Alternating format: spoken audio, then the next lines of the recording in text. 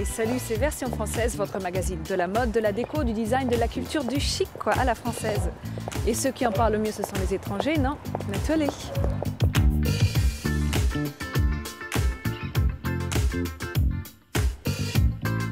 Rencontre avec le barré Vincent Darré, un designer qui ne laisse personne indifférent. On ira ensuite s'enfoncer dans les nombreux passages que dissimule notre capitale. Focus sur le carré de soie Hermès, must-have qui ne vieillit pas. Notre relève du jour, c'est noir-noir pour un combo streetwear sophistiqué. Et tout de suite, point de vue, un regard affûté sur les nouveautés stylées de la semaine. Chic, Version Française, c'est maintenant.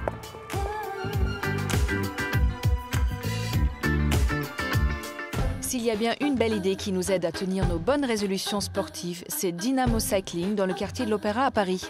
45 minutes sur un vélo pour se sculpter un corps de rêve, de vrais coachs inspirants qui passent leur propre playlist. On ne sait plus trop si on est dans un club ou dans une salle de sport. Une énergie explosive, un lâcher-prise jouissif, on en redemande. Direction Strasbourg et son Shadok. Sur 2000 m², le Shadok propose événements, masterclass et ateliers autour des nouvelles technologies. Fonctionnant à la fois comme une vitrine pour les initiatives originales des citadins et comme une sphère d'expérimentation, le Shadok soutient l'émergence de la culture 2.0, culte rien que pour l'idée. Encore, c'est le magazine de ceux qui ont fait de leur passion un quotidien, une nouvelle génération culottée et entrepreneuse, le jeune artisan à l'angle de la rue, l'ami qui a créé sa start-up futuriste et peut-être même vous.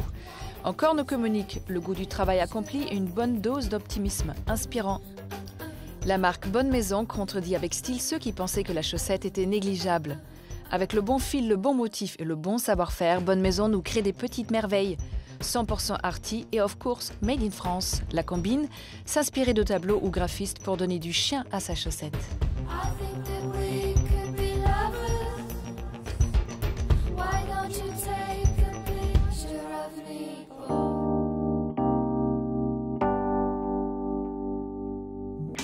Portrait barré du chic designer Vincent Darré, entre meubles surréalistes et objets fantasques, découvrez son univers extravagant.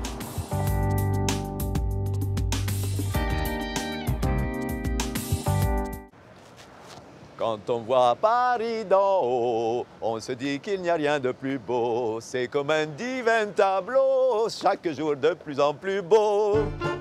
Vincent Darré est un designer d'intérieur pas comme les autres. Véritable touche-à-tout, Vincent Darré a travaillé dans la mode, la décoration, le journalisme ou encore la photographie. Fort de toutes ses expériences et ses rencontres, en 2008, Vincent Darré inaugure la Maison Darré, un concept animé où les meubles et les objets sont proposés en édition limitée. Des collections dessinées et réalisées par Monsieur Darré lui-même. Son univers, on le retrouve dans chaque chambre de l'hôtel Montana. Ce dandy baroque nous fait une visite privée. Attention, gardez bien les yeux ouverts. C'est la suite Miroir d'argent. Alors là, on rentre d'abord dans un vestibule qui n'a rien à voir, parce que chaque chambre a son petit vestibule. Et là, c'est le papier peint tonkinois. Et je l'ai dessiné à Marrakech, et j'étais dans la maison d'Ariel Dombal, et sans m'apercevoir, elle m'a dit « Oh, j'adore ce papier peint !» Et je me suis rendu compte que c'était que des petites Ariel Dombal qui dansaient toutes nues dans la jungle. C'est pour ça qu'elle l'adore. Et là, vous allez découvrir la suite d'Aluminium. Ça, c'est une table d'un architecte italien des années 60. Ça, c'est tout le mobilier de la Maison Darré. Et ici, c'est la suite David X. David X était un décorateur anglais. Il cuisait beaucoup de la couleur. Et chaque placard, en fait, dans chaque suite, a des couleurs différentes. Là, c'est rouge. Alors là, c'est un papier peint que j'ai fait avec tous mes collages. Ça a été peint directement sur les murs, tout ça. En fait, l'idée, c'était que c'était comme une perspective d'architecture et que c'était un peintre, un peu comme si la chambre avait été habitée par Jean Cocteau qui s'était mis à dessiner sur les murs. Et la moquette, c'est une anamorphose. En fait, c'est une gigantesque... C'est un œil dans lequel se tourne toute une immense spirale. Là, quand on est là, c'est divin. On se sent bien. Pas si vite, Monsieur Darré. Elles sont comment, les salles de bain de l'hôtel? Et les salles de bain sont très gainsbourgiennes. Elles sont toutes noires, comme une grande piscine noire. Et maintenant, vous nous emmenez où? Où est-ce qu'on va? On va dans une librairie assez spéciale, parfois un peu macabre. Voilà, c'est la librairie Alain Brieux. Donc, vous allez voir.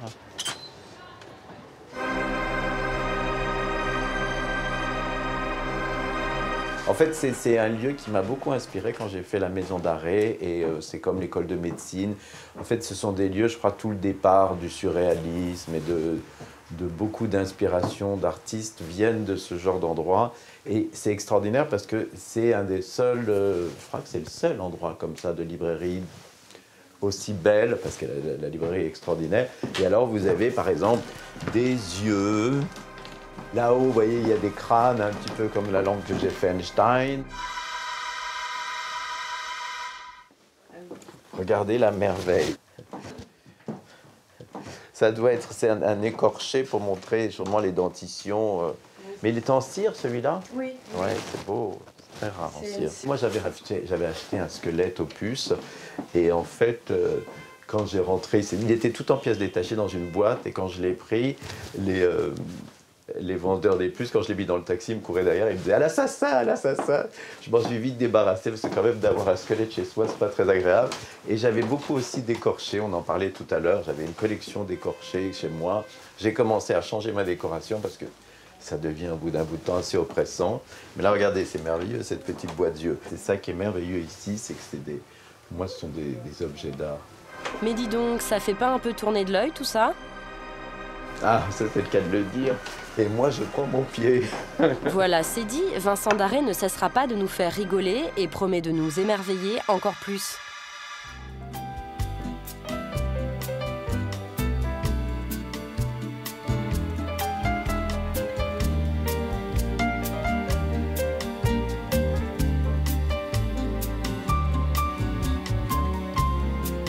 Bonjour Vincent Darré, merci de nous recevoir chez vous.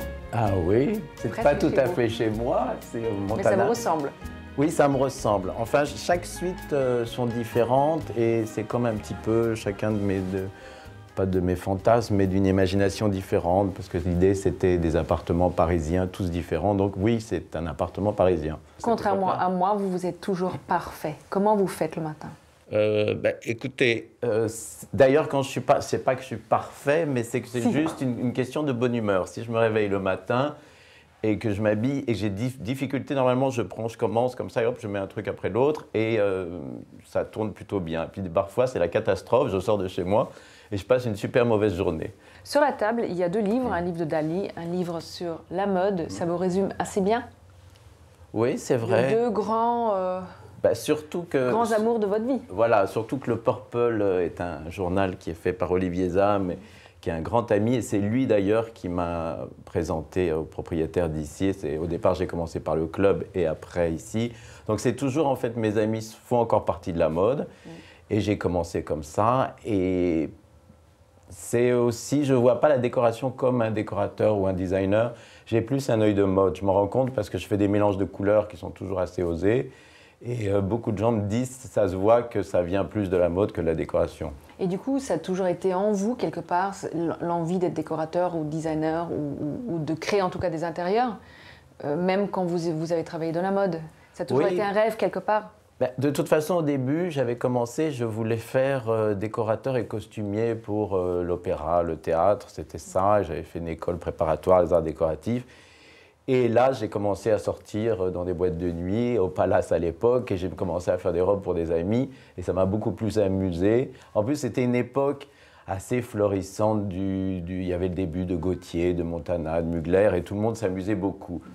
Et donc, j'ai pris mais j'aurais pu très bien faire de la décoration, en fait. Et puis après, chaque fois que j'envisageais une collection de mode, je l'envisageais plus comme un scénario, que comme une collection. Donc à chaque fois, j'aimais bien penser comment allait être le défilé, faire tout ça, plus que vraiment que de la mode.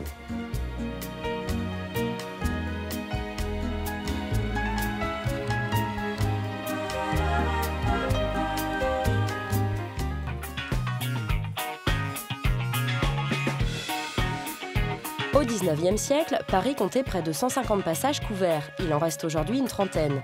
De la galerie Vivienne au passage du Grand Cerf, des drôles de bazars surgissent.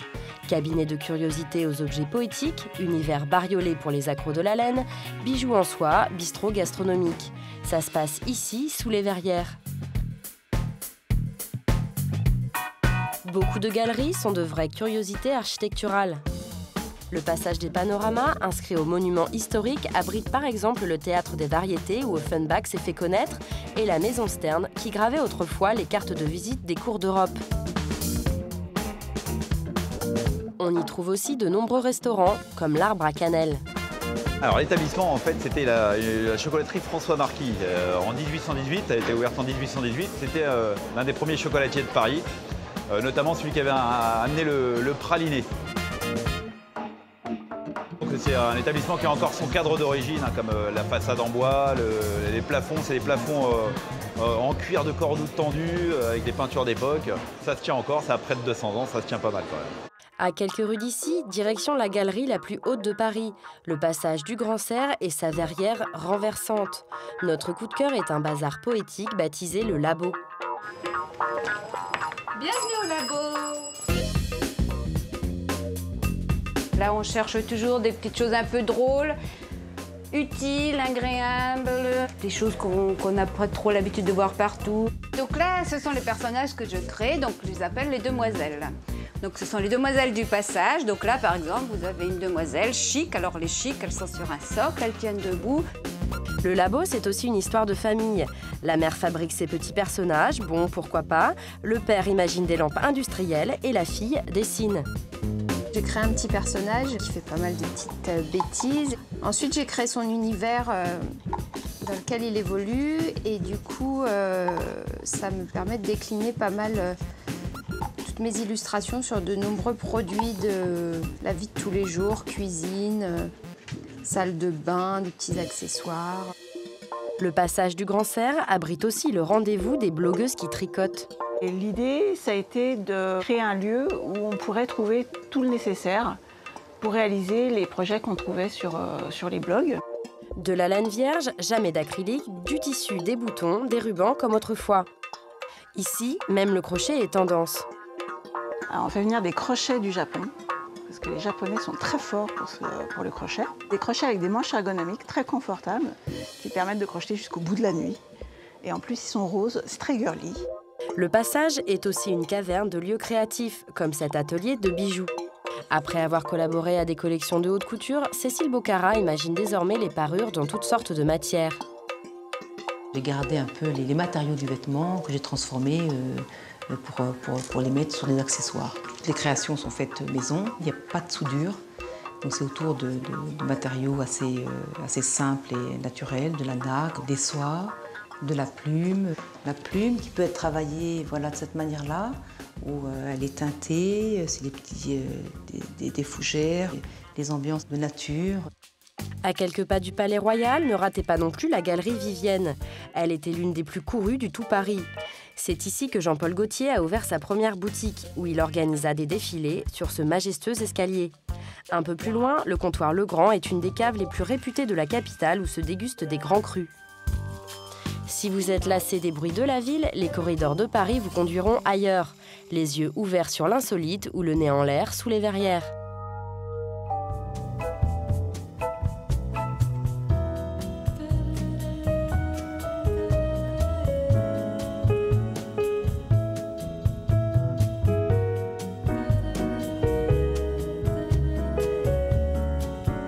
Vincent, en dehors de Dali, Marcel Duchamp, il y a aussi le punk qui est hyper important dans votre vie.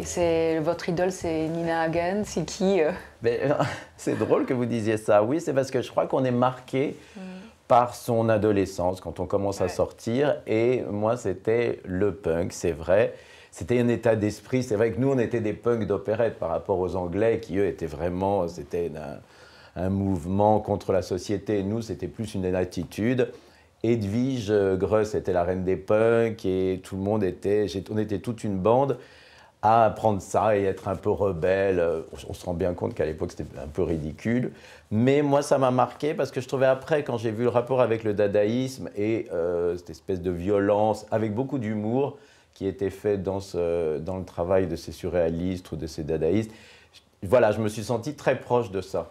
Malgré donc vos allures punk, qu'on ne retrouve pas complètement là aujourd'hui, mais ils y sont quand même quelque part, vous avez plutôt l'allure d'un vrai Frenchie.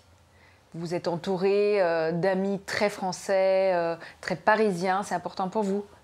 Oui, parce que je crois que, oui, c'est vrai, à chaque fois on me dit je suis très parisien. Ouais.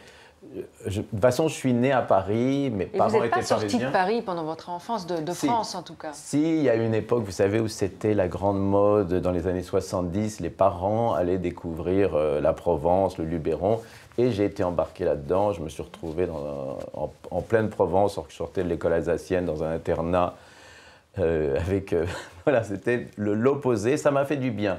Si j'étais resté, je crois, protégé à Paris, je serais... parce que les Parisiens ont un caractère assez difficile. Moi, comme j'ai travaillé la moitié de ma vie en Italie dans la mode, je me sens parisien et en même temps, je suis plutôt cosmopolite à essayer de rassembler tout le monde. Je me suis dit pas, ce soir j'ai un dîner, je dis, si quelqu'un m'appelle, je dis, ah ben viens, on va essayer de s'arranger, je vais t'inviter, tout ça. Mais c'est vrai que j'aime Paris pour ce qu'elle représente, cette liberté, ce mélange des gens. Et tous mes amis sont très parisiens, mais ils ne viennent pas forcément de Paris.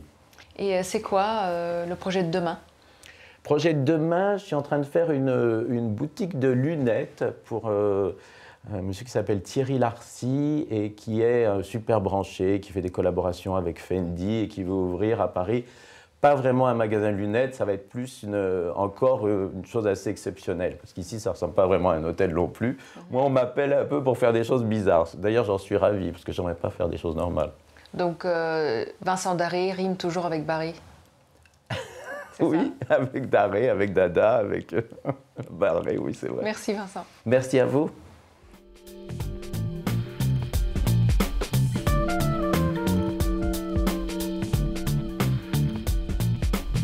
Retrouvez tout de suite la rubrique phare sur un objet mythique, mode, design ou gourmand. C'est notre focus.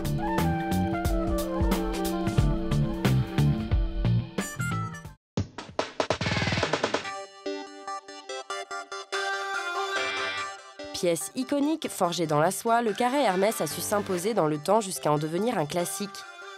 Convoité par toute la planète mode, pour sa perfection Made in France by Hermès, le carré a fait tourner plus d'une tête.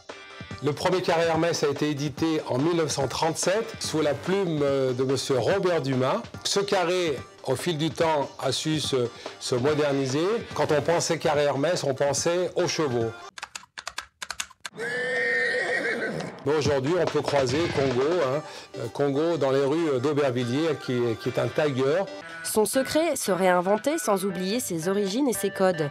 Une création au carré, mais avec beaucoup de créativité. La première étape de la fabrication du carré, c'est l'étape du dessin. Donc une quarantaine de dessinateurs collaborent chaque année autour d'une thématique particulière. Donc chacun se doit de proposer un dessin, puisque les carrés se doivent de raconter une histoire. Il faut compter environ 6 mois de travail pour obtenir la maquette officielle dans la bonne échelle, à savoir 90 par 90. Cette maquette va arriver dans la région de Lyon. C'est là où nous avons donc toutes les entités du holding Textile Hermès avec différents métiers, différentes expertises, telles le graveur, puisque la deuxième étape, c'est le graveur qui, après étude de la maquette, va en faire la décomposition de façon à fabriquer autant de cadres qu'il y a de couleurs. Une fois que la maquette est scannée, la maquette originale de l'artiste, nous, on vient redessiner chaque couleur. Et on a autant de calques qu'il y a de couleurs. Donc là, je travaille sur la couleur orange. Donc cette couleur fera l'objet d'un calque. Et là, sur notre logiciel de gravure, donc on voit que c'est cet endroit. Donc c'est ce cadre-là. Donc en fonction du nombre de couleurs sur la maquette, nous allons en déterminer autant de fichiers numériques. Là, nous allons, sur un grand cadre métal, tendre une gaze polyester. Ensuite, grâce à un procédé de photographie, chaque fichier numérique va donner naissance à un cadre distinct. Alors, une fois que les cadres ont été contrôlés, le graveur envoie les cadres ici chez l'imprimeur et c'est ensuite l'étape de la coloration qui va démarrer. Le travail de notre équipe de coloristes ici à Pierre-Bénite, en relation avec la direction artistique à Paris, c'est de proposer, en fonction de gammes soumises par Paris, de proposer plusieurs ambiances de couleurs différentes.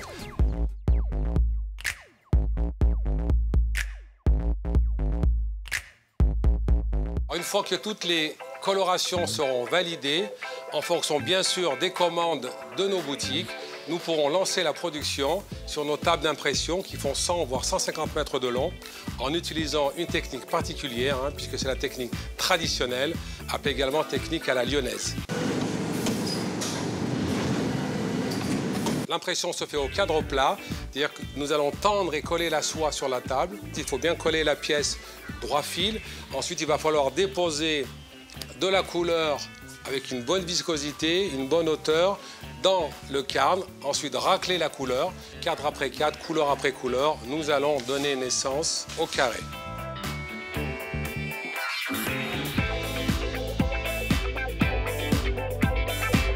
Presque octogénaire, le carré Hermès n'a pourtant pas pris une ride. Un secret de jouvence résultant d'un mélange entre héritage conservé, créativité infinie et innovation technique.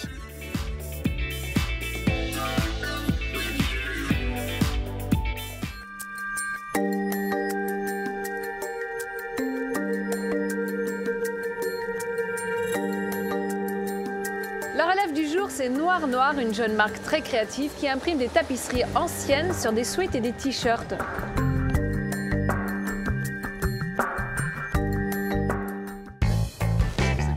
Noir Noir, c'est une jeune marque française créée par deux garçons pas comme les autres. Bonnie et Manaré aiment traîner dans les galeries et les musées à la recherche des plus belles tapisseries. C'est un peu le même principe que le sample en fait dans la musique. On prend une partie d'une œuvre et après on la réinterprète avec Photoshop et tous les outils que tout le monde connaît. Et ça donne ça, des t-shirts, des blousons recouverts de tapisseries vieilles de plusieurs siècles. Pas démodés pour un sou et au contraire hyper fashion. C'est entre le kitsch et le punk, on va dire. Parce que mettre une tapisserie qui est dans un milieu guindé, qui sort d'un musée, et la mettre sur un sweat à capuche, c'est presque punk, quoi. Leur méthode de travail est assez simple. Ils déambulent rive gauche.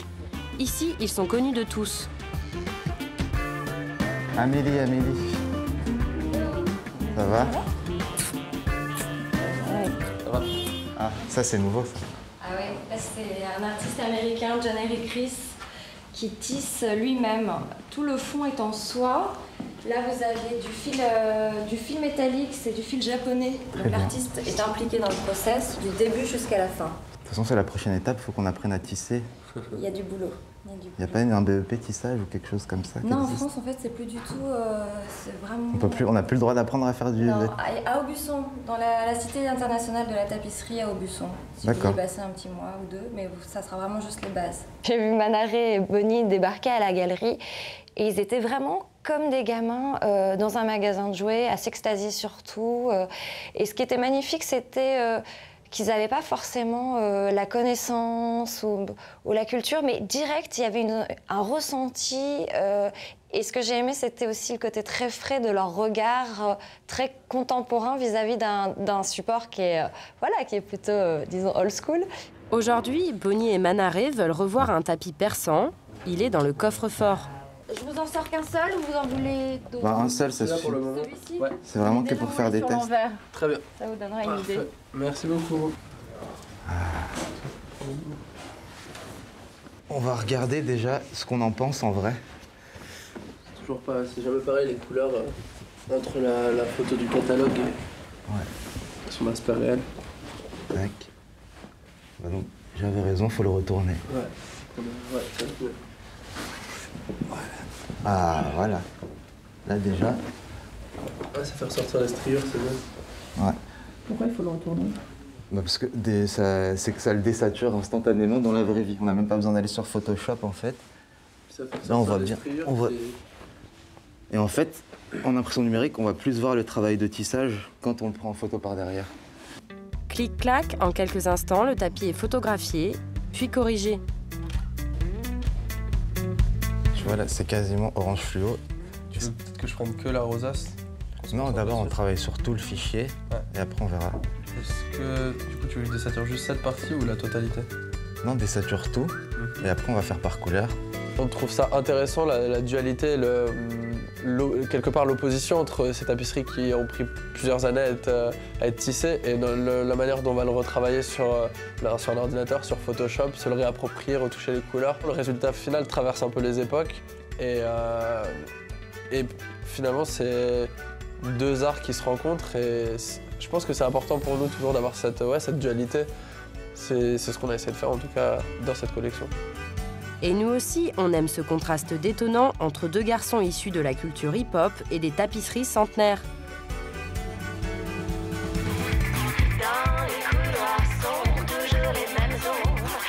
Version française est déjà finie, alors soyez chic toujours et retrouvez-nous la semaine prochaine. Bye!